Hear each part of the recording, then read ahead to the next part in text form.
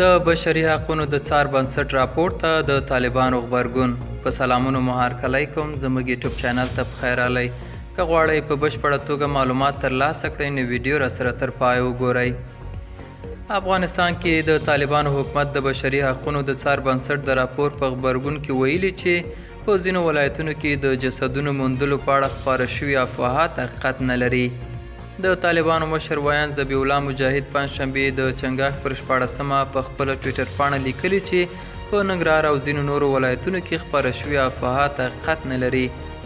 نوموړي زیاته کړې چې ځایي طالب چارواکو په دې اړه څېړنه کړې، هیڅ ځای کې کوم جسد نه دی موندلی.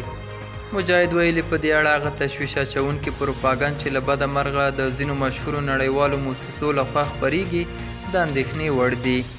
دا په داسې حال کې ده چې د بشري حقونو د څار بنسټ د چنګاښ پر 14مه په یو تفصیلي راپور کې لیکلي چې طالبانو د 2021م کال د اګست له 15 وروسته د هیواد په ختیځ کې د کورونو د پلټنې او شپنیو عملیاتو په لړ کې د هغه کورنۍ غړي چې داعش وسلوالو ته پناه ورکوله تورونو نیولي او په صحرایي توګه یې محاکمه کړي دي.